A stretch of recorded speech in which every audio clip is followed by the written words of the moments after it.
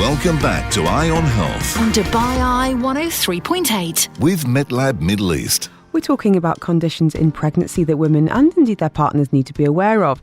And as diabetes in pregnancy grows more common, experts are pointing to a need for preventative care. Gestational diabetes is on the rise, climbing 30% between 2016 and 2020, according to a new study published by the Centres of Disease Control and Prevention. This means that diabetic women who would like to become pregnant face several hurdles during their journey. To find out about this and more, we're joined now by Dr. Koulshan Jameel, a specialist obstetrician gynecology from the Canadian Specialist Hospital. Doctor, thank you for making time for us. I know you're very busy and you've got some very important little patients coming into the world. So thank you for really shining a light on a very important topic globally, but also especially in the region where we have got such a prevalence of diabetes. What are some of the major challenges or concerns that women need to be aware of if they have diabetes, pre-existing diabetes, and want to become pregnant or are pregnant? Good afternoon, and thank you for giving me this opportunity to discuss this very important subject during pregnancy. As you mentioned, it might be pre-existing or gestational. If both are well controlled, there will be no concern. The outcome, it will be like normal pregnancy. But the problem is when we enter pregnancy with pre-existing diabetes is uncontrolled. If uncontrolled, there will be increased chance of infertility, recurrent miscarriage, stillbirth, and birth defect. This complication will not be present with gestational diabetes because gestational diabetes will occur later at 24, 28 weeks when the baby is already grown and the organs is developed. So there will be no concern of this complication. There will be other complication will occur throughout the pregnancy. The other challenge is in gestational diabetes is diagnosis because the symptoms is mimic normal pregnancy. So the main concern, we have to be aware of the symptoms and do screening program, at least for the high-risk women. High-risk women, the one who is more than 35 years, 25 BMI, certain ethnic group like Asian, African, or Native American.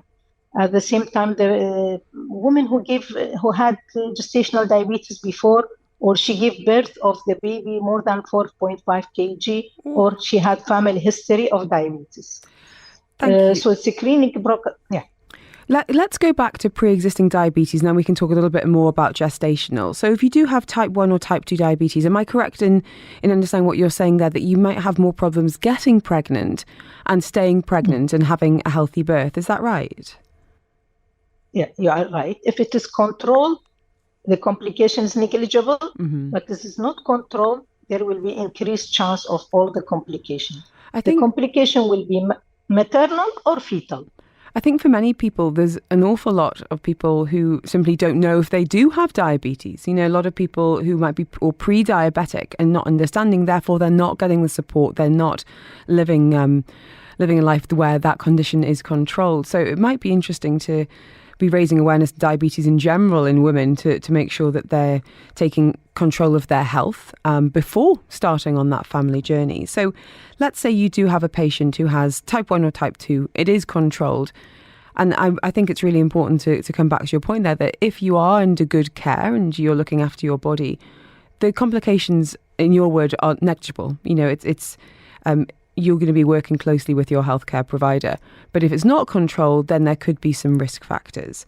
Are you more likely to have a bigger baby if you have diabetes? Sure. There will be a complication because of the high blood sugar of the mother, and which is transferred to the baby through the placenta.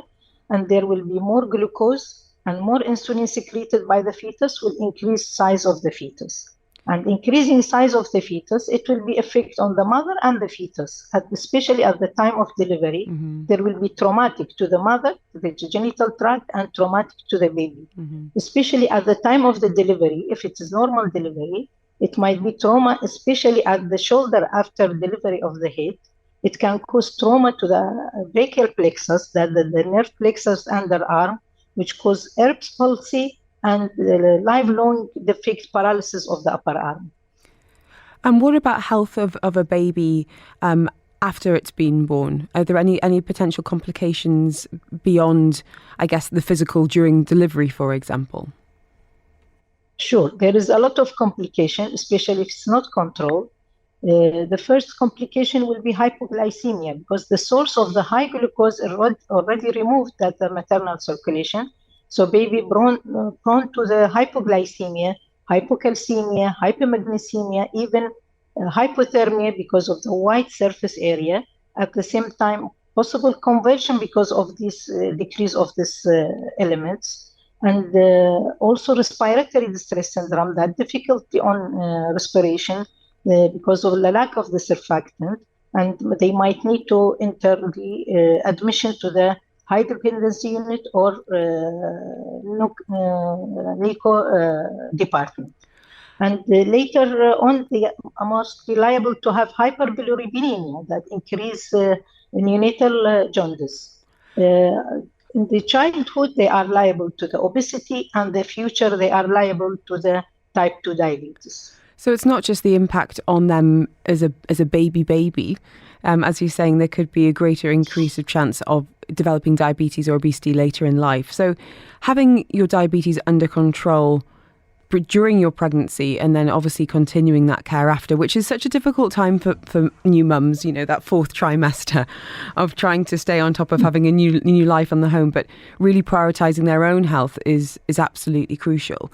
Can we come back to gestational diabetes, which, as you say, is screened for during pregnancy around that 24-week mark? Can you tell us a little bit about the testing? I remember a particularly unpleasant bottle of orange juice in the clinic that I had. Yeah. Is that still the case? Yeah, right. First, we will do fasting blood sugar. If it is normal or borderline, we might go to the glucose challenge test. As you mentioned, there is unpleasant solution. They will take it. They don't like it usually. Certain amount, 50 milligram, and we check blood sugar after 1 hour. And if there is any suspicion, we might go to the more prolonged test that will be 75 or 100 gram of the glucose. There will be checking first hour, second hour, third hour. And according to the schedule, we diagnose her as gestational diabetes. And upon that diagnosis, what is going to change in the day-to-day life of that mum-to-be? What is she going to be doing and not doing to manage that condition during her pregnancy? While we diagnose diabetes, the management will be multidisciplinary. It should be patient, family, specialist midwife, obstetrician, dietitian, and physician should be involved. Regarding the patient, should be compliant to the plan, monitoring glucose at home, and the family, they should be supportive and encourage her to follow the plan. Dietitian, she will follow with her how she will take her meals, how she should not skip any meal, snacks, how to avoid more carbohydrate or artificial sugar, and her breakfast should be before 9 o'clock, and the last dinner should be less before 8 p.m. And exercise, so to utilize what accessory calories she's gaining. Mm-hmm. If it is controlled, it's fair enough. If it's not controlled, we will take opinion of the physician to go to the medical management, either hypoglycemic drugs, or oral hypoglycemic, or the golden rule is insulin therapy. Then it will come the rule of the obstetrician, close follow-up and close observation of the fetal monitoring, fetal weight, growth, amount of liquor, lie of the fetus, and the time of the delivery. And doctor, what correlation is there between maternal weight gain during pregnancy and the chance of developing gestational diabetes? This is one of the risk factors, as we mentioned. If the body mass index is more than 25, she is prone to diabetes. But if she is gaining more weight during pregnancy, increased chance of the diabetes and hypertension during pregnancy. And then what happens after delivery? You're given a diagnosis of gestational diabetes, you're working with the team, you, inshallah, have a happy, healthy baby. What happens next? Does it simply go away after delivery, or is there anything the mother needs to do after? Of course, no. We have to follow her. If she's pre-existing diabetes, she will go back to the same medication or same regimen to have pre-pregnancy. and she follow with her physician. If she is gestational diabetes, we will follow her sugar after delivery. Usually it will go to normal because the source of the counteracting insulin source, that's human placental lactogen, is already removed from the body. So we follow her next visit at 6 weeks to check blood sugar. If it's normal, we advise her to check every year to avoid to control, because she's more liable to get type 2 diabetes in the future. And as you said earlier, in terms of risk factors of gestational diabetes, if you had it during a previous pregnancy, you've got an increased chance of having it in a subsequent pregnancy? Sure. If she had previous gestational diabetes, she had more liable to get it in the future and more liable to get type 2 diabetes in the later in life. Doctor, my last question to you is for anyone who is diabetic, any woman that's diabetic and is hoping to start a family or have another child, what advice would you give to them? First of all, she had to check her blood sugar. She's controlled. She had to check collective sugar of last 3 months, like HbA1c. It should be within normal limit. We advise folic acid as the WHO rule to decrease chance of the birth defect. And her weight should be ideal, and exercise, and go on. So good common sense, and a doctor that you know, like and trust, who can work closely. Doctor, thank you so much for your insights today. Run out of time, unfortunately, and I'm sure you've got plenty to be getting on with there at the Canadian Specialist Hospital. Dr. Koulshan Mohammed Jameel joining us, a specialist in obstetrics and gynecology. Thank you so much for your time. More with Eye on Health next on Dubai Eye 103.8. With MetLab Middle East.